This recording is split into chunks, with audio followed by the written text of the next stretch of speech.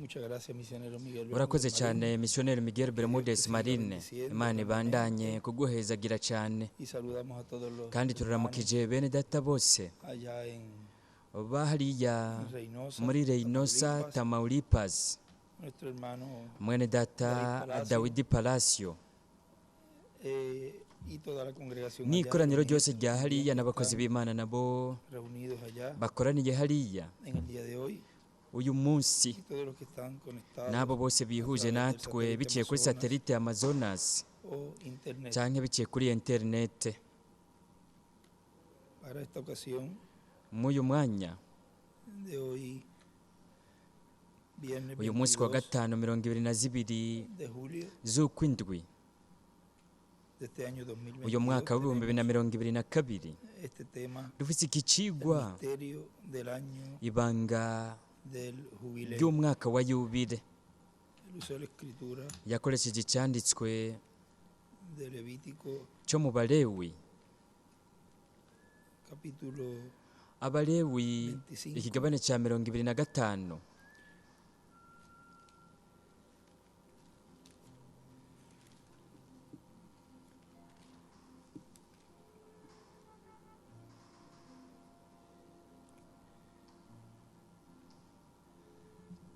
verso 8 umurongo w'umunani en adelante. ukabandanya.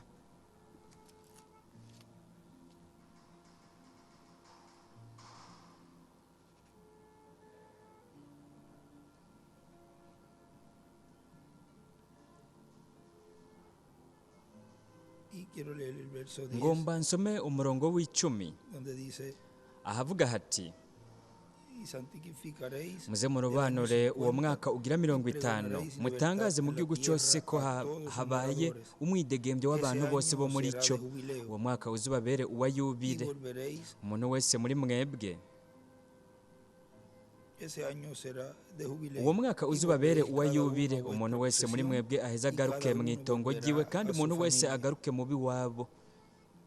Y él escribe allí, We yaranditse ko ngaho ngo Apocalipsis 10, ibyahishuriwe Yohana 10 umurongo w'8 kugeza ku wa 11.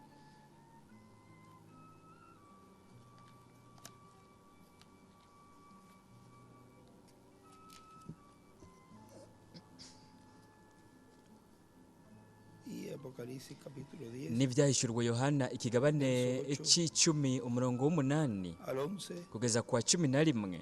dice: la voz que oí del cielo habló otra Haravuga vez conmigo hati, y dijo: ve y toma el librito que está abierto en la mano del ángel que está en pie sobre el mar y sobre la tierra. Y fui al ángel rya jwi diciéndole: numvise rivuye mu ijuru nongera kuryumva ririmbarira riti, genda wabira igitabo kizinguriye kiri mu kuboko k'umumarayika ahagaze ku kiyaga n'imusozi, njya aho uwo mumarayika ari, ndamubwira kuma ako gatabo, arambarira atenda ugatsonsomere. Karakururira mu nda, ariko mu kanwa karagusosera nk'ubuki. Nabira ako gatabo ngakura mu kuboko k'umumarayika ndagatsonsomera, mu kanwa kansosera nk'ubuki, maze kukajya mu nda hacika umururazi. Barambarira es necesario que batukwiye kuzosubira profetices kuvugishwa otra vez iby'amoko sobre muchos menshi pueblos, naciones, n'amahanga lenguas. menshi n'indimi nyinshi n'abami benshi. Y recuerden, Kandi rero mwibuke, cuando él dijo: tengo el título, we igihe yavuga ati mfise igitabo gihesha uburenganzira, ni ukuvuga ko yaduze, le entregaron el título bamuhereza icyo gitabo. y por consiguiente tiene que ser un mensaje Rero mu yandi majambo dispensacional, ategerezwa kuba ari intumwa y'ikiringo niyo icyakira, luego desciende hanyuma akururuka y nos expresa en ikururuka. varias ocasiones Rero que mu tenía nshuro el título. nyinshi yaratubariye ko yari afise igitabo. Ahora, Rero si usted ve allí mwebwe muravye mwitegereje ngaho, con el título en la mano, afise igitabo mu kuboko, él we no puede regresarlo otra ntiyongera vez de donde lo gusubira kugisubiza iyo yagikuye. tomó. Por consiguiente tiene Rero mu que yandi majambo dejarlo ategerezwa en su iglesia, kugishira canke kukwisiga mu ishengero ryiwe, porque si ya lo tomó, kuko nimba aba yacakiriye no se lo puede llevar otra vez para atrás. ntiyongera gusubira kugisubiza inyuma, Y eso es algo que kugisubizayo. debemos de rero icyo ni ikintu dutegerezwa kuzirikana kumenya para así kugira ngo gutyo conocer en este tiempo tumenye esa muri obra iki gihe que él estaría igikorwa realizando we yari luego kuba de ariko tomar ese arakora título de amaze propiedad, kwakira icyo gitabo gihesha porque sería ya uburenganzira una obra cyari kuba ari igikorwa de reclamo, cyo kwishyuza cyo de kwisubiza reclamar todo aquello kwisubiza de lo cual él redimió con su sangre ibimwe preciosa. byose yacunguza amaraso yiwe y'igiciro En el mensaje La Nueva mu butumwa Jerusalén, bwiswe ngo Yerusalemu musha un predicador domingo bwavuzwe 30 ku de w'Imana mirongo octubre itatu de z'ukw'icumi mu gihumbi na magana cyenda na mirongo icyenda na kane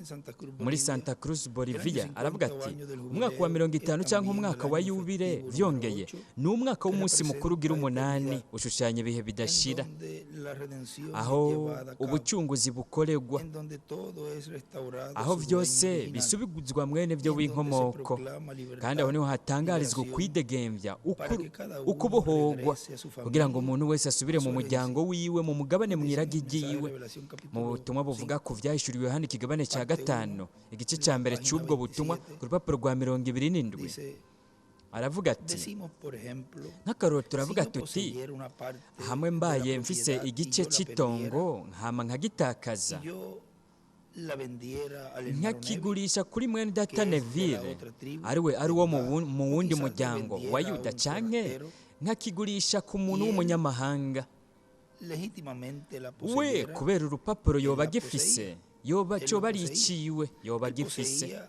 él podía entrar allí yoshobora kwinjira y ngaho labrarla y tomar los productos de akaharima ella, de ella y akamura demás. ivyamwa vyaho Pero él n'ibindi solo tenía ariko el we acta. yoba yari afise urupapuro gusa rwanditswe Y arriba él escribe hejuru yaciye yandikako ngo el libro de la vida del igitabo Cordero, cy'ubugingo cy'umwagazi Un w'intama título, n'igitabo un acta n'icyanditswe de un sufructo, pero no gitanga el uburenganzira título ku de propiedad. vyamwa ariko atari igitabo libro gihesha de uburenganzira los mu mwuzuro aricyo gitabo cy'ibimatanijwe ndwi Él podía hacer todo, pero uwo muntu yoshobora gukora no byose tenía afise título urwo de propiedad rupapuro de esa ariko akaba propiedad. adafise igitabo gihesha uburenganzira era una kw'iryo ley tongo en Israel. iryo Ahora ryari lean. itegeko muri isirayeli El rero ni 25 mu birabe mu barewe mirongo ibiri na gatanu muzobona ko uwo muntu atashobora kuba yigaruriye iryo tongo yaciye yandika ko ngo ntiyaba afise igitabo gihesha uburenganzira yaba afise icyete gusa rero nk'akaroro umuhungu wanje Billy hariya inyuma yoshobora kaza kugura iryo tongo uwo munyamahanga cyangwa mwene data Neville cyangwa uwundi muntu yoba arifise yoba afise icyanditswe cy'iryo tongo cyangwa ibigeramwo uburenganzira ku bigeramwo rero uwo abaye ari uwo mu muryango wa hafi ari uwo dusangiye amaraso yotegerezwa guca mwaka iryo tongo mu gihe ikiguzi cyoba kirishwe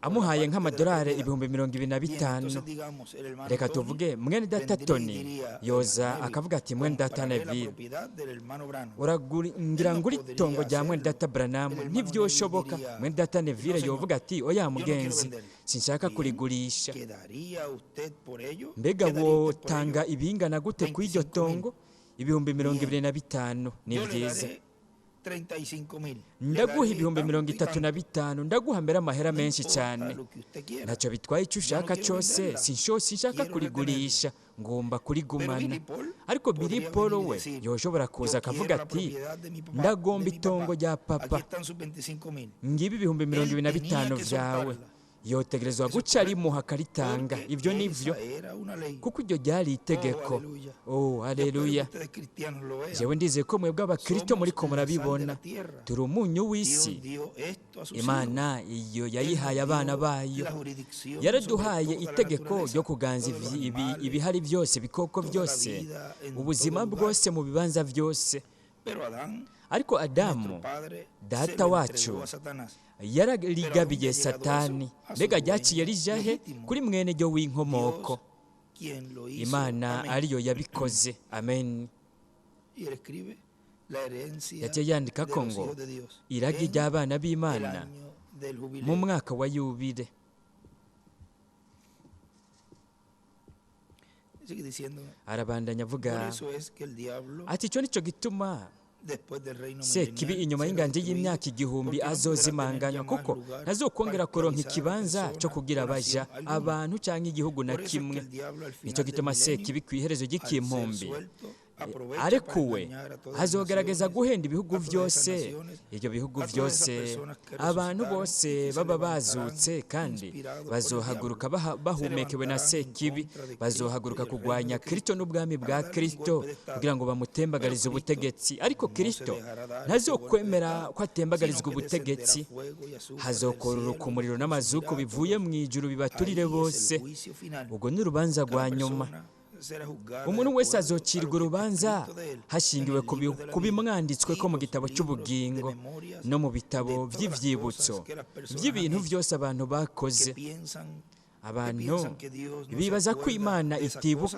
cosas, ibyo bintu pero hay un libro ariko llamado hariho el igitabo libro de cyitwa la igitabo memoria, y ahí cy'ivyibutso aparecerán aho los rero hechos de las hazobonekera personas. ibikorwa abantu bakoze Déjenme saber la trompeta mu del butumwa año bwiswe del ngo jubileo, inzamba y'umwaka wa ubicado el yubile 22 de bwavuzwe abril del 22 z'ukwa kane mu bihumbi bibiri n'indwi aha muri kaye Puerto Rico Dice, tuvimos un día aravuga ati luterano, twaragize umunsi wa la etapa ruteri o edad canke luterana. igihe cya ruteri Tuvimos un segundo twaragize día. umunsi wa kabiri Esto es ya en las diferentes aho etapas ni mu ntabwo de zitandukanye restauración. zo kugarugwa Luego tuvimos un segundo hanyuma día, twaragize umunsi ugira kabiri el día Wesleyano, umunsi wa Wesley de la edad Wesleyana. mu gihe cya Wesley Tuvimos twaragize un tercer día, umunsi ugira gatatu el día de la etapa umunsi pentecostal w'intambwe o y'abapenekoti de la edad de la canke Odisea, igihe cya que Lawodikiya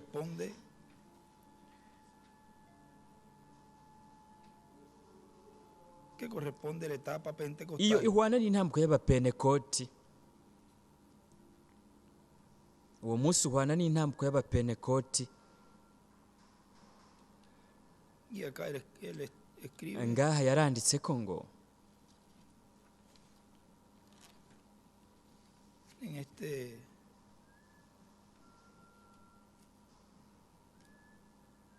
en este diagrama que lo kuri hemos iki visto, que gicapu twagiye turabona we akoresha él escribe acá. yaranditse ko ngaha No sé si esta está sinzi ko funcionando. kamera iriko Que es la parte irakora de Lutero, la que leímos allí. ku gice cya ruteri ibyo dusomye ngaha yaranditse ko ngo Lutero, ruteri vamos a ver dónde está. Por reka aquí. turabe aho kamera yofata neza yotumbera neza ngaha Ahí Lutero, santificación. yaranditse ko ngo ruteri ukwezwa Luego hanyuma de justificación, Lutero. ruteri ugutsindanishirizwa Wesley ukwezwa kuri Wesley y bautismo del Espíritu aca Santo. yandika ngo n'umubatizo wa mpwemu yera ibyo navyo byari kuba mu gihe cy'abapenekoti yakeshe yandika ko ngo B na E na De la C pentecostal. igihe O cy'abapenekoti la edad de la Odisea, canke igihe cya Lawodikiya que corresponde a la etapa pentecostal. uwo munsi uhana n'intambwe y'abapenekoti Pentecostal, canke que ibijanye comenzó na en el año penekoti byatanguye 1906, mu mwaka w'igihumbi n'amajana icyenda na gatandatu comenzando en la calle Azusa bitangurira de mu Los ibarabara Ángeles, ryitwa California. Asusa muri Los Angeles California Hablamos en estos días, ivyo twarabivuze ko muri iyi minsi twarabivuze ko y bikeya ahora leemos en la página rero ubu naho dusome ku rupapuro rw'ijana na cumi n'umunani mu gitabo cy'imirongo en el párrafo kuri paragarafe 1058 ya 1058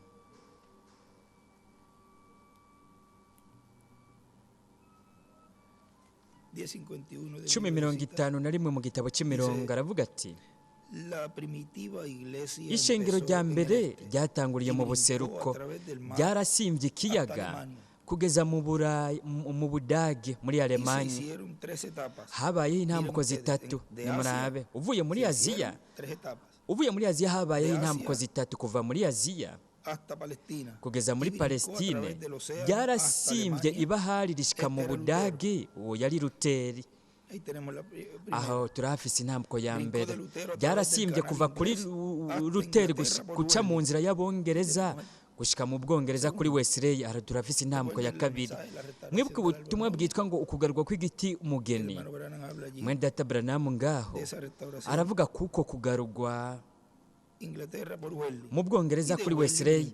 Rivuye kuri Wesley ryarasimbiye iburengerazuba bwa Leta Zunze Ubumwe ku nkengera z'iburengerazuba.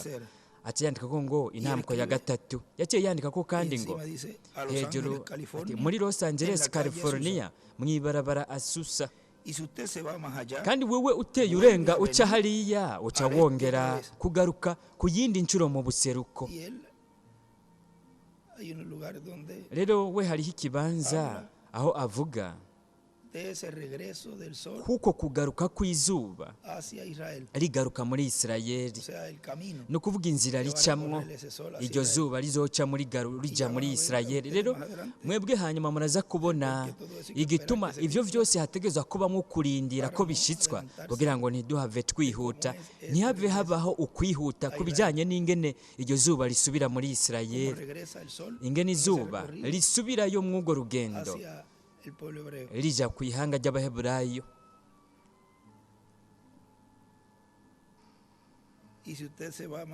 Kandi wewe uteye urenga uca hariya wongera gusubira kugaruka mu buseruko. Rero ni muraba uko gusimba gutatu, intambuko zitatu. Turaza kubibona muri iri joro. Murabona ingene turi ku iherezo ry'igihe. Yaciye yandika ko ngaha ku ruhande yaranditse ko ngo ibarabara Azusa, California, USA, 1996. Yaranditse ko kandi ngo mu buseruko niho hatanguriye ishengero rya mbere. Kandi byongeye yaranditse ko ngo iburengerazuba aha vyose bitegerezwa kuba, hanyuma naho mu buseruko yaranditse ko iburengerazuba aha vyose bitegerezwa kuhabera, hanyuma naho mu buseruko.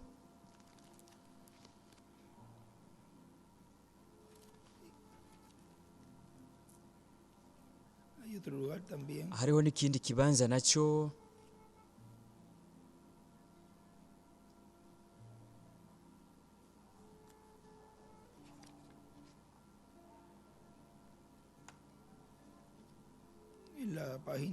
ku rupapuro rwa 69 paragarafu y'amajana 593 ravuga ati hazoza umuco. Uzohaguruka uzoza hehe? Hariya i Yerusalemu? Oya mugenzi, umuco wo ku mugoroba ntuzohagurukira i Yerusalemu. Umuco wo ku mugoroba ubonekera hehe? Iburengerazuba. Bo baragize umunsi wabo barawanka, ariko umuco wo ku mugoroba yaciye yandika ko ngo iki uzohaguruka iburengerazuba kugira ngo umurike ku ijambo, kugira ngo weze ivyamwa, uzane igiti mugeni. Hariho vya bimenyetso n'ibitangaza by'ivyamwa bo bari bafise mu ntango. Byatanguriye hariya muri ya misi guhera ku munsi wa Pentekote, bya bitangaza vyose abigishwa bakorera hariya, kandi bizorangirira mu ihema rinini katedrale, bisozegwe kandi n'ibitangaza byo ku rugero ku rwego mpuzamakungu. Ariko bwa mbere rizoba ari ijambo, uguhishurirwa, inyigisho. Yaranditse ko kandi ngo izuba rizokweza urutete iburengerazuba.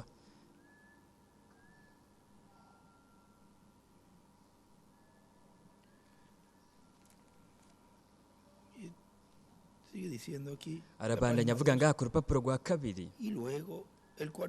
Hanyuma Eliya wa kane ahwana n'igihe cy'ibuye rikomeza imfuruka. Umunsi ugira kane munyihanganire.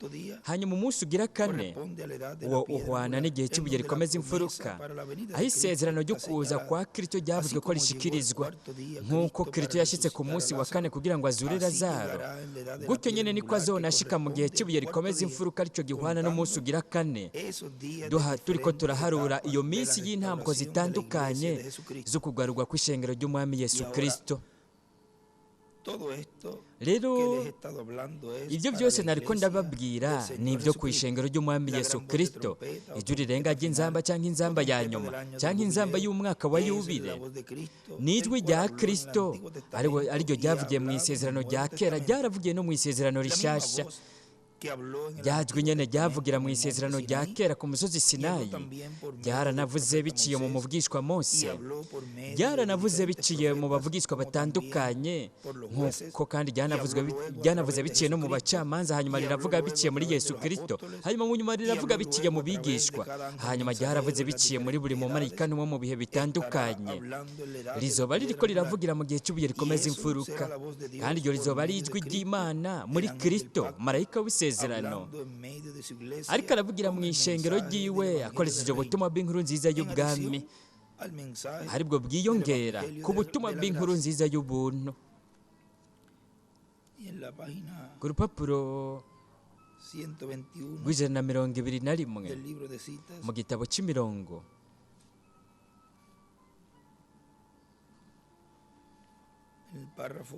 paragarafe ya 10:75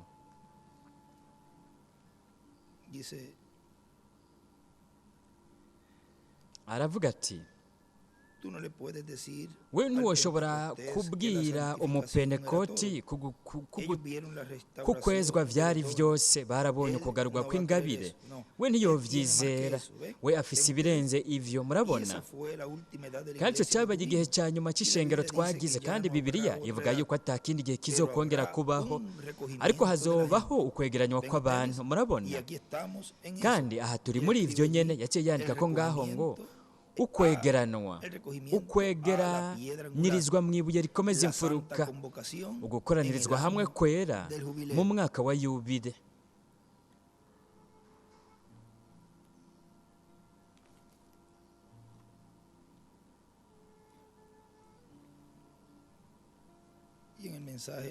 Mu butumwa bwiswe ngo ikimenyetso, ku rupapuro rwa 16 muri iki gitabo cyanditswe mu ubu buryo, mu iyi version, ku rupapuro rwa 16 mu butumwa bwitwa ikimenyetso bwavuzwe na Revera William Branham, aravuga ati, rero hariya amaraso yabaye ikimenyetso.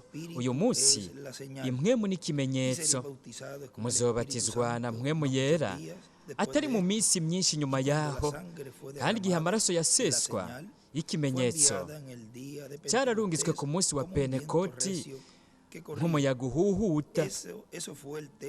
Icyo nicyo cigwa abigishwa bose bavuze ko bati, mwararonse mpwemu yera mumaze kwizera. Mwihane, umwe wese wo muri mwebwe abatizwe mu izina rya Yesu Kristo mubabarigwe ibyaha, muzoronka ingabire ya mpwemu yera. Icyo ni ikimenyetso. Ibyakozwe n'intumwa 2:38 yaciye yandika ko ngo ikimenyetso ni umubatizo wa mpwemu yera. Umunsi wa 50 wa Pentekoti haraje umushuzo. Mu mwaka wa 50 wa yubile,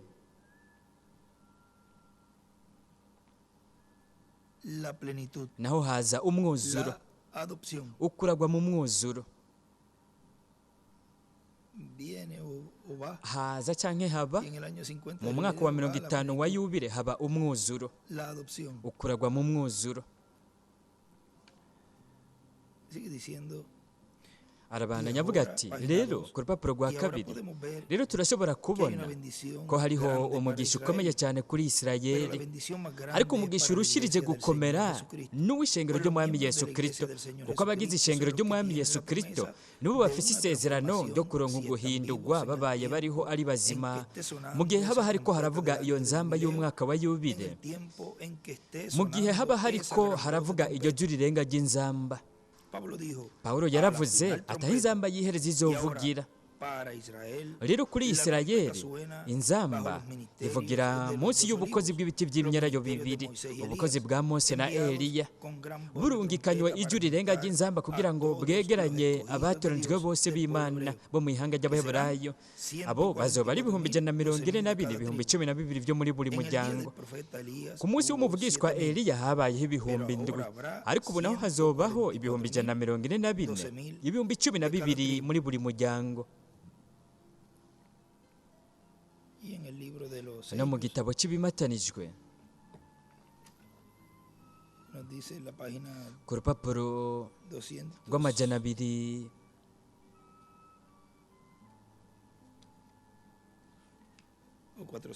canke amajana ane na mirongo itanu na gatandatu página ku rupapuro rw'amajana ane na mirongo itanu na gatandatu mu gitabo cy'ibimatanijwe dice, y no contristéis aravuga ati kandi ntimukababaze mpwemu yera w'imana yabashyiriwe ko kubabera ikimenyetso kugeza ku munsi w'ugucungurwa aho n'igihe igikorwa cy'umuvugizi kiba cyahagaze kirita akaza kwisubiza biwe umuntu ntashyirwa ko ikimenyetso kugeza ku ikanguro rikwirikira gusa wowe ushyizwe ko ikimenyetso cya mpwemu yera icyo kiba ari igikorwa gisozerewe bishinga intahe ko imana iba yakwakiriye kandi aho ntushobora gusohoka ngo uhave acyandika ku ruhande ngo umunsi w'ugucungurwa ukwisubiza wowe wovuga uti narigeze kuba mfise ikimenyetso hama kimvako oya mugenzi ikintu kihari cy'ukuri ni uko wowe namba utigeze ukironka icyo kimenyetso imana ivuga ko ibyo bibandanya kugeza ku munsi w'ubucunguzi rero wewe ntuyiharirize yavuze ko ari kugeza ku munsi w'ugucungurwa yagiye yandika ko kandi ngaho hejuru yaho ati kugeza ku munsi w'ubucunguzi yaranditse ko hejuru ngo umwaka wa yubile umunsi w'umunani cyanke umwaka w'umunani rero ku bijyanye n'abayuda nk'uko habayeho inkone kubwo gutoranywa mu minsi y'ubukozi bwa mbere bwa Eliya ku bayuda aho habayeho ibihumbi ndwi b'abizera bazigamwe n'ikiganza cy'Imana rero muri iki gihe kigiye kuzanaho igihe hazobaho izo nkone hazoba ibihumbi 144 batoranijwe bazokwizera ubutumwa arandika ko ngaho ngo inkone ibihumbi 144 akandika ko ngo ibihumbi ndwi bingana ibihumbi 144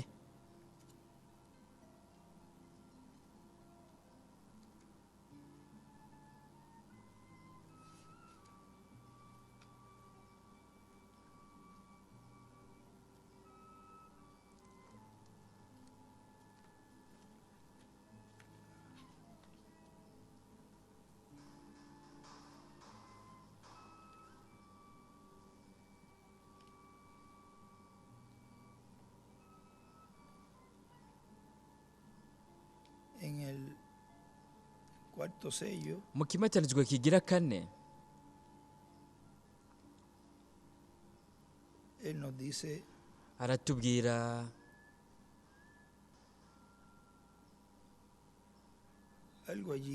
aratubwira ikintu ngaho tugira dusome ko gusa kw'ikintu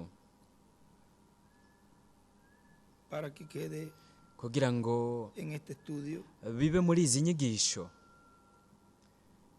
dice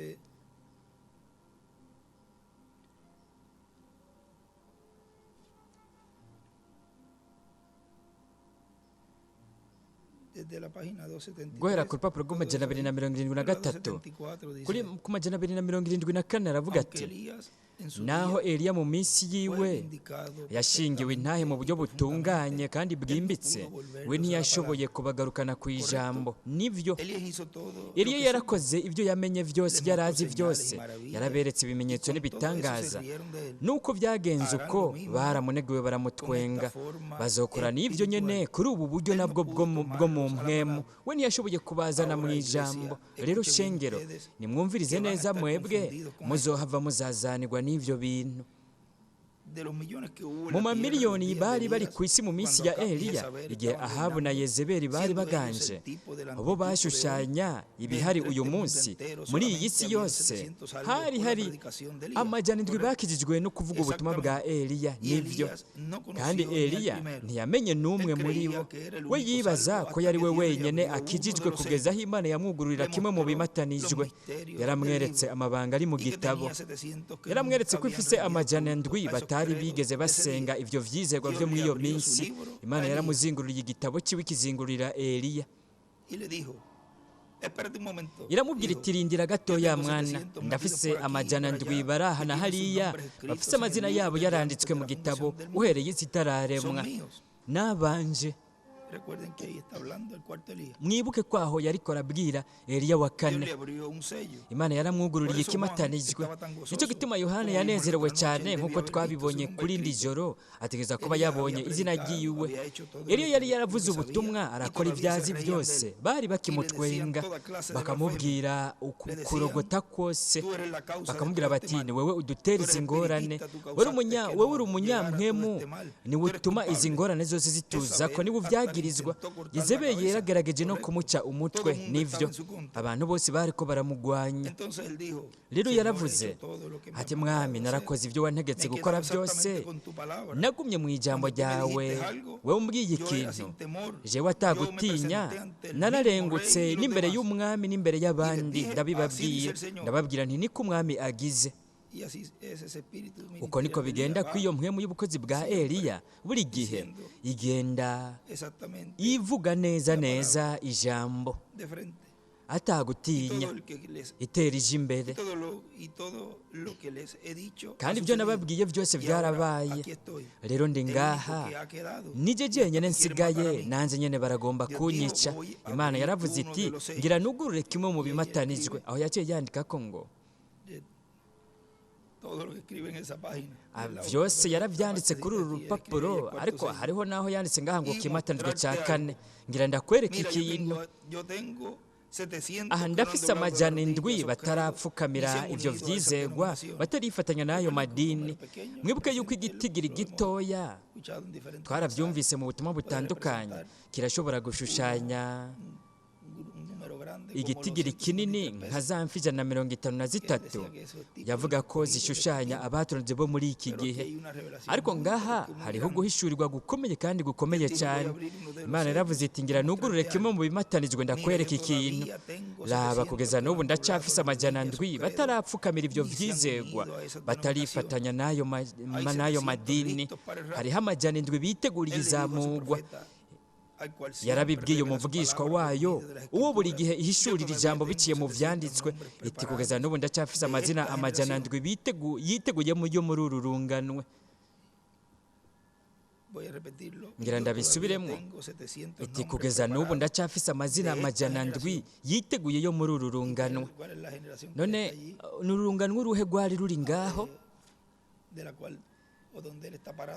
ubwo yari ahagazemwo ariko aravuga rwari urungano rw'abapenekoti ni ukuvuga mu runganwe rw'iwe ubu ntibigeze babapfukamira nk'uko twabivuga muri iyi minsi ntibapfukamiye ishyirahamwe na rimwe ry'idini mbega murabona iby'Imana yavuze rero bitegerezwa kuba uko abisubiramo inshuro zibiri ngaha kandi ibyo bihwanye n'ijambo uwo muntu niyagaragara azoba ari umuvugishwa neza nk'uko nanjye mpagaze aha kw'iki gicaniro azogumana neza n'ijambo ntazoca ku ruhande ngo anezereze umuntu n'umwe cyangwa ibyizegwa na bimwe azoba ari umuntu akunda akayaga ko mu bugaragwa nk'uko byagenze kuri Eliya na Yohana azokwanka abagore batigenza neza abageramire niko byagenze no kuri Eliya na Yohana azoba atumbereye neza ku ijambo azogwanya amashyirahamwe y'amadini acavuga Matayo 3:9 ati ntimwibaze ngo muri mwebwe ngo dufise Aburahamu niwe sogokuruza ndababwira yuko Imana ishobora guhagurutsa abana ba Aburahamu no muri aya mabuye bagenzi banje n'ivyo biri ngaho ico ni kimatanijwe cya kane cyuguruwe abagendera ku mafarasi ane barahishurwa nk'uko genda bitahura ivyo vyose nivyo vyabereye ku isi mu kimatanijwe gikurikira tuzobona ibibera mu ijuru n'ubugingo buri munsi y'igicaniro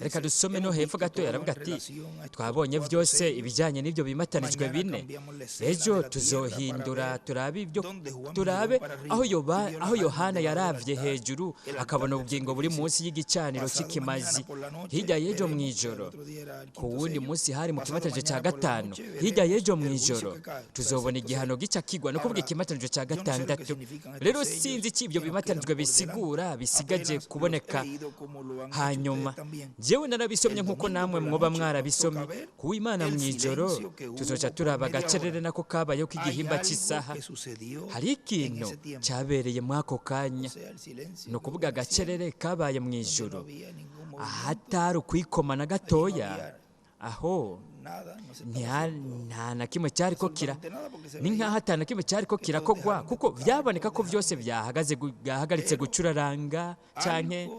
Ariko hari ikintu cyabereye muri ako kanya ngaha ku isi. Ndarindiriye yuko we azobihishura, we azobikora, ndizigiye ko azobikora. Yaciye yandika ko ngo ibyahishuriwe Yohana 19.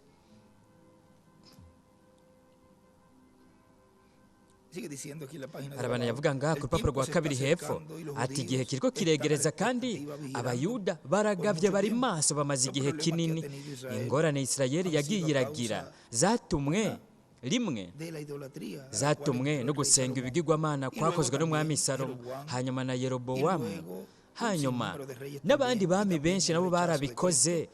Byongeye kandi vyatumwe no kwanka Kristo Mesiya igihe yari ari ku isi. Ikindi nacyo ni uko umwansi w'Imana azi ko Mesiya azoza ku ihanga ry'Abaheburayo, kandi ko ari we azokwimika inganji y'Imana ku isi.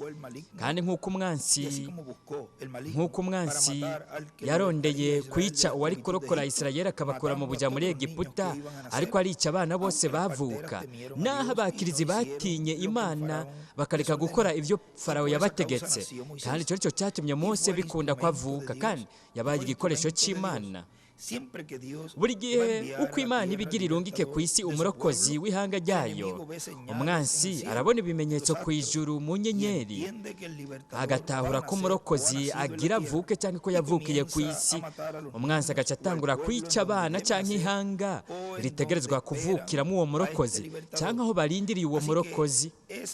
Rero icyo ni ikindi kintu cyatumye Isirayeli, abayuda, cyatumye barahamwe cyane. Umwansi ntabagomba ko hagaragara umurokozi, kuko abazi yuko ubwami bw'umubi buzokugwaho hakimikwa ubwami bwa Mesiya ku isi. Abayahudi bararindiriye Eliya kandi bararindiriye Mesiya. Ubu bararindiriye ibintu kanaka bobona ariko arakora, kandi akaba ari we wenyine ashoboye kubikora. Rero turi mu gihe hari agace ngaha mu gitabo cya Yosuwa aho we yanditse ko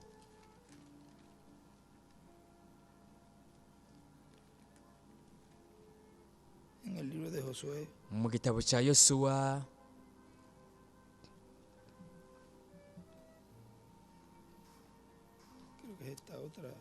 nizeye ko ari mu iyi yindi Bibiliya,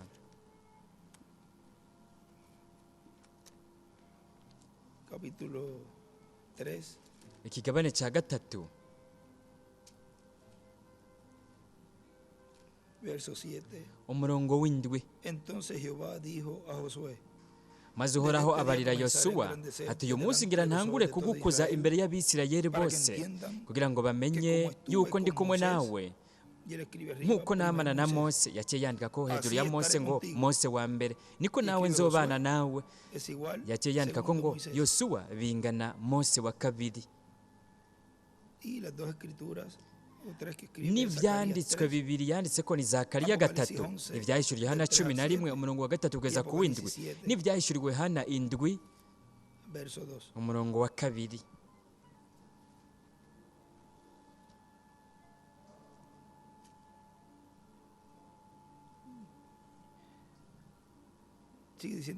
Arabana yavuga ati rero turi mu gihe ngirakamaro cyane mu bijyanye n'ibyo buvugishwa, aribwo buzokora ku bw'ineza y'Abayuda no ku bw'ineza y'ishengero ry'Umwami Yesu Kristo.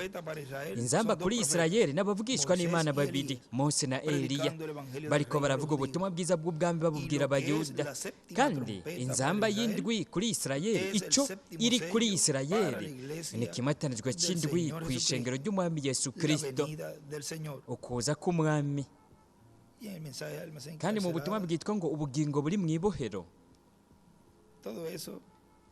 Ibi byose twarabiyaga ko jewe narigeze kuza ndabibabwira mu nshuro nyinshi, aho yambarira atutegerezwa kumenya neza icyo ari cyo ikimatanijwe cy'indwi ku ishengero n'inzamba y'indwi kuri Isirayeli. ¿pero por qué? nkabaza nti none ni kubera iki?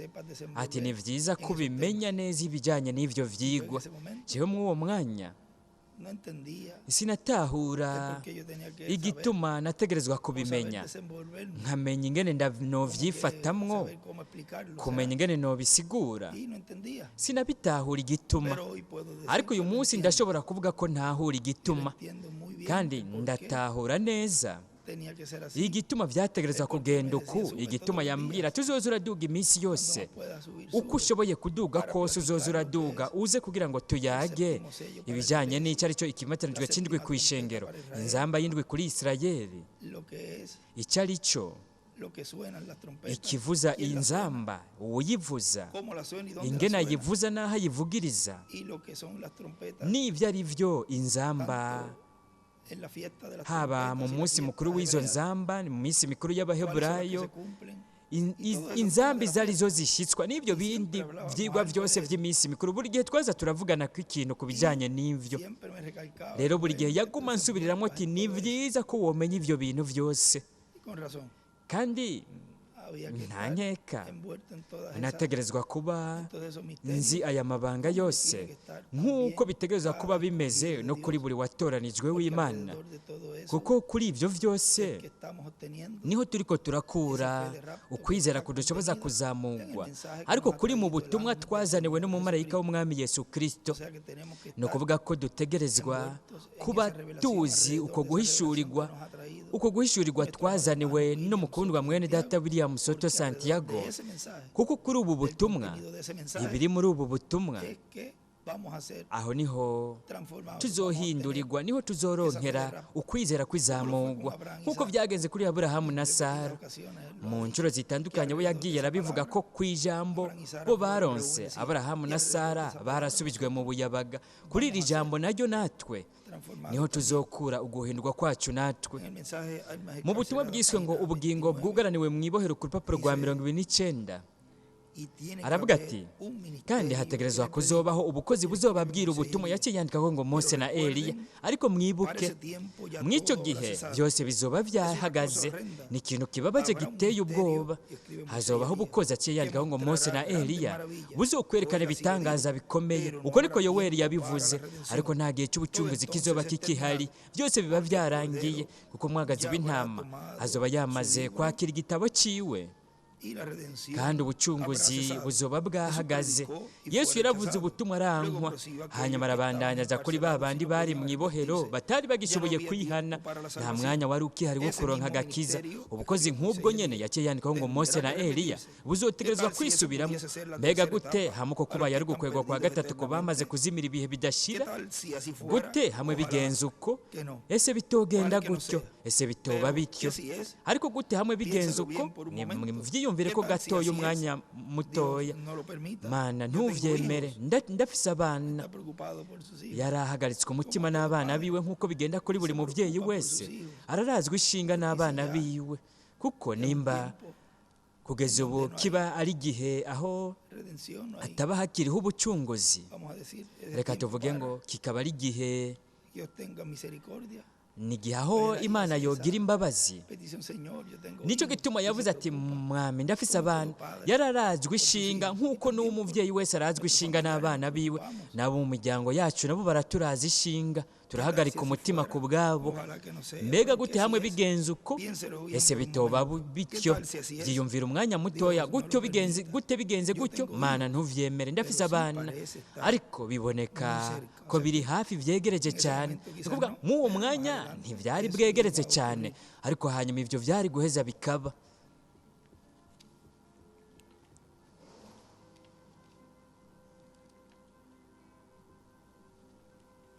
Sigue diciendo, Arabandanya avuga ati nuko rero ku rupapuro rwa gatatu él en su segunda venida ati we mu kuza kwiwe kwa kabiri con esa gran voz de trompeta, azanana ijwi rirenga ry'inzamba, inzamba y'Imana, ijwi ry'Imana, ubutumwa bwiza bw'ubwami estará siendo revelado nibwo buzoba buriko el burakoreshwa misterio hahishurwa ibanga ry'ikimatanijwe cy'indwi, ibanga ry'ukuza k'umwami. mensaje del evangelio hakoreshejwe del ubutumwa bw'inkuru nziza reino, se y'ubwami, hará la obra de hazokogwa preparación igikorwa para los escogidos cyo de gutegurwa Dios. ku batoranijwe O sea, b'Imana. recibirán la fe, Ni la ukuvuga bazoronka revelación ukwizera para ser guhishurirwa ku transformados bashoboza y llevados guhindurwa, con Cristo a la no kujanwa na Kristo mu mazimano y'ubwo bw'umwagazi w'intama bazoronka iki? Uguhishurirwa kw'ikimatanijwe c'indwi, uguhishurirwa kukuza k'umwami. Mu butumwa buvuga ku vyahishuriwe Yohana ikigabane cya 5 igice cya 2 cy'ubwo butumwa, ku rupapuro rwa 45 aravuga ati Kristo yaraje avuga ubutumwa, aravugishwa neza imyaka 3 n'igice, kandi ikimazi cyatangwa buri munsi cyarakuweho, byose bitunganye nk'uko bishoboka. Kandi umusikiti wa Omar waciye wubakwa mw'ico kibanza nyene, kandi kugeza n'uyu munsi niho ukiri. Bo bazokandagira, bazohonyanga impome z'i Yerusalemu kugeza ikiringo cy'abanyamahanga kirangiye, ishengero rikazamungwa, abatoranijwe umugeni batari ngaho. Yaciye yandika ko ngo imyaka 3 n'igice, kandi abavugishwa n'Imana babiri yaciye yandika ko ivyahishuriwe Yohana 11, Eliya na Mose baca bahindukirira kuri Isirayeli kugira ngo habe iyo yindi myaka 2 canke 3 n'igice. Imyaka 3 n'igice ni ikintu ciza cyane, wewe ubibonye bisiguwe neza. Mbega uramukunda n'umutima wawe wose? Mbega uburatahura icyo ari cyo igitabo kimatanishije udushasharandwi? Mbega ibyo ni biki? Turabifise mu muzingo mw'uwo mwanya, kandi mwibuke mw'iyi minsi ya nyuma byari bibitswe mu gwavya rw'ibumba. Mbega ibyo murabitahura mwebwe ubu? None ubwo gwavya rw'ibumba rwarinde Yesu Kristo, nta wundi muntu n'umwe yari abifise, nibiciye muri we gusa. Nubwo byari byanditswe mu ijambo, nimba byari byanditswe mu ijambo naho byari binyegejwe kugira ngo mwebwe ntimushobore kubibona, kubitora. Ibyo ni byo rero biri muri we kw'ivyo bizohishurwa, rero biri muri we kw'ivyo bihishurwa muri ubwo gwavya rw'ibumba, kugira ngo ivyo ntibibore canke ngo bicibweko n'umuyaga. Yaciye yandika ko ngo ugwavya rw'ibumba. Arabana yavuga ati nibanga uburyo bw'ingene Isirayeli izoronka izuka ryo mu buryo bw'impwemu. Ahangeze ku rupapuro rwa 4, n'izuka ryabo bazukiye mu bwami bwa Dawidi. Ariko ibintu by'ibanga ni ivy'Imana, ivyahishuwe navyo ni ivyacu n'ivy'abana bacu. Ntihamenyekanishwa byinshi kuri ivyo kugira ngo ntihagire uhava yigana ivyasezeranye ko Imana izokora. Nico gituma mwebwe muzoza murabona ko kenshi na kenshi jewe mfise ahantu ngarukiriza kugira ngo simvuge byinshi k'uwo mugambi wose, kuko woshobora kubamwo kirogoya.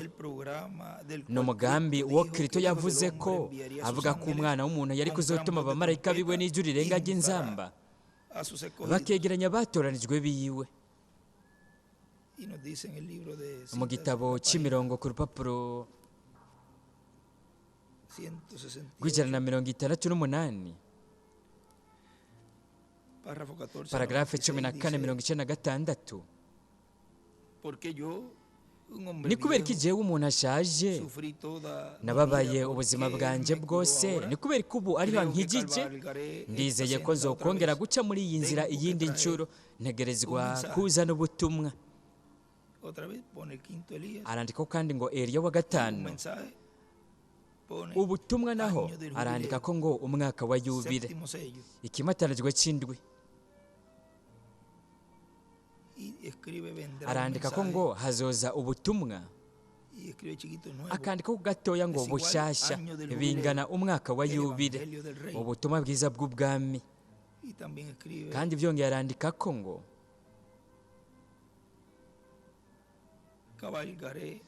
nzokongera guca muri iyi nzira ndi ku ifarasi iyindi ncuro, ntegerezwa kuzana ubutumwa bw'umwaka wa yubile, ubutumwa bwiza bw'ubwami. Ubwo ni ubutumwa twazaniwe n'umumarayika w'umwami Yesu Kristo, William Soto Santiago.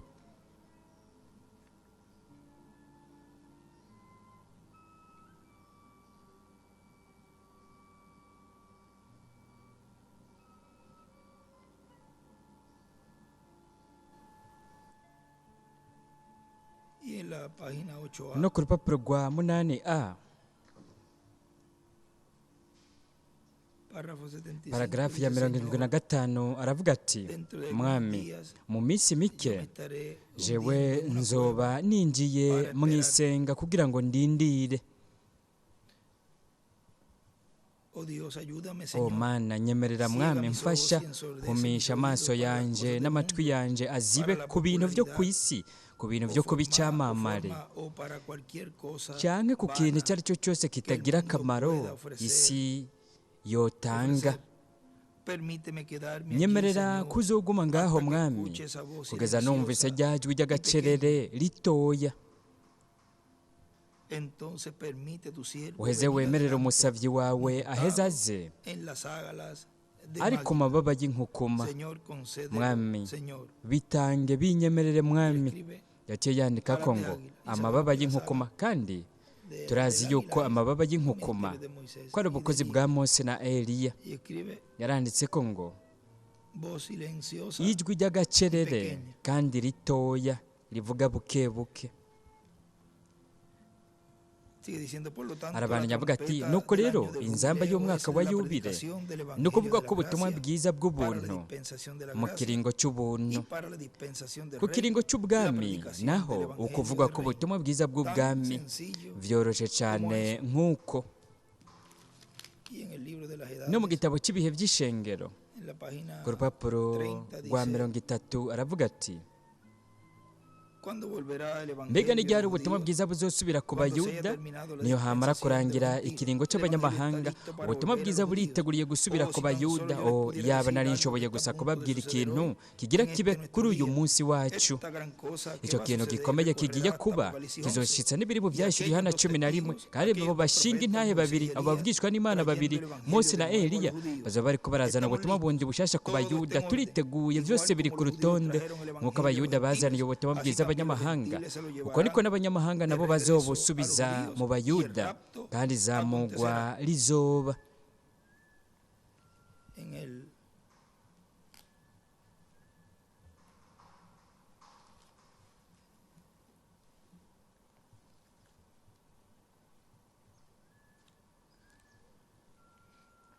en este otro libro, Muri iki kindi rojo, gitabo gitukura del lado, en ese mismo ku ruhande extracto que le kw'aka acabo gace de nyene leer, ndangije gusoma,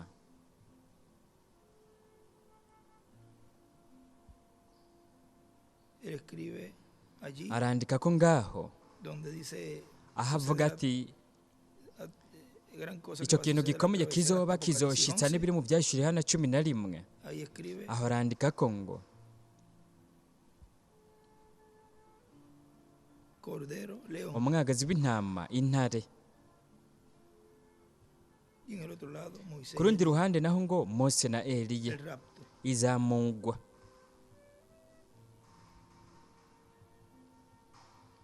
Y donde dice igual como los judíos trajeron el evangelio a los Ahanditse gentiles, ko así naho ngo también los nk'uko abayuda gentiles bazaniye pueden ubutumwa bwiza venir abanyamahanga, y Elías. abanyamahanga nabo yaciye yandika ko ngo Mose na Eliya, kugira ngo uwo murongo nawo uba uri ngaho mu ivyo vyanditswe. Y arriba también escribe. Hejuru naho nyene yaranditse ko ngo imbere y'izamugwa.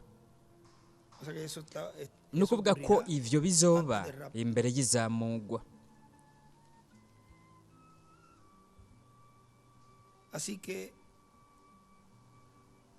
en este tiempo Rero final muri ustedes iki gihe van a cya ver nyuma algo mwebwe muy muzobona ikintu sobresaliente, lo cual en cy'indengakamere otras edades no ocurrió. kitigeze kibera mu bindi bihe, Por ejemplo, nk'akarorero la primera, mu gihe segunda, cya mbere, cya tercera, kabiri, cya cuarta, gatatu, cya quinta, kane, cya sexta, gatanu, cya gatandatu ustedes n'igihe no ven un cy'indwi. acercamiento Mwebwe de ntimubona Israel ukwegera nación kwa a la edad de Isirayeli Éfeso, nk'igihugu ngo o a las begere igihe otras cya edades, Efeso y cyangwa tampoco begere la edad de ibindi la bihe, Odisea, cyangwa y begere igihe tampoco cya hacia los Lawodikiya, mensajeros de cyangwa ngo la Odisea, begere y intumwa y'igihe tampoco cya hacia los Lawodikiya, mensajeros de otras cyangwa ngo edades. begere intumwa Pero z'ibindi en bihe. este tiempo Ariko muri iki gihe correspondiente a la edad de la piedra gihwanye angular, n'igihe cy'ibuye rikomeza ustedes van a ver un ifuruka, acercamiento mwebwe a la muzobona edad, ukwegera begera mensaje y al igihe mensaje, begera un ubutumwa acercamiento n'intumwa, del pueblo hebreo ukwegera hacia kw'ihanga ry'abaheburayo y él begera hacia el intumwa, pueblo hebreo. nayo yegerana Vigilen n'ihanga eso, ry'abaheburayo. Muze porque mube eso maso será kuri ivyo, lo que hará kuko el ivyo entrelace nivyo bizokora para la ugusobekerana bendición del pueblo hebreo kugira ngo y habe para umugisha ku evitar ihanga ry'abaheburayo, que kandi sea kugira ngo destruido. harindwe yuko bozimanganwa. ¿Cómo lo hará? Mbega Eso es lo azobikora que no gute? puede ser explicado Ivyo nibyo bidashobora completamente gusigurwa para mu que no mwuzuro, haya- no kugira surjan- ngo no surjan ntihaduke imitaciones. ibyo kwigana, kuko iyo umwansi w'Imana Sekibi amenye ko Imana igira ikora ikintu, aragerageza kwigana kugira ngo Imana niyakora ibyo yasezeranye abantu baze bavuge bati ni nka bya bindi byakorwa na kanaka, kandi ibyo kanaka yakoze cyari ikintu cy'ikinyoma. Murabona, kugira ngo bavuge ko ari iby'ibinyoma iby'Imana yoba iriko irakora. Rero ni byiza gukora ibyabwiwe Reverend William Branham igihe yabwirwa ati ibyo ntuzobivuge ko ikintu na kimwe, ibyo nibyo byiza. Rero ndashobora kuba namaze kubabwira byinshi cyane ku byo ushobora kuvugwa, ariko mwebwe ntimuke mugenda kuza murabwira abantu bose ibi bintu. Ibi ni ibintu byanyu kugira ngo mwizere, mukure mu bumenyi bw'Imana Data na Kristo n'umugambi wiwe.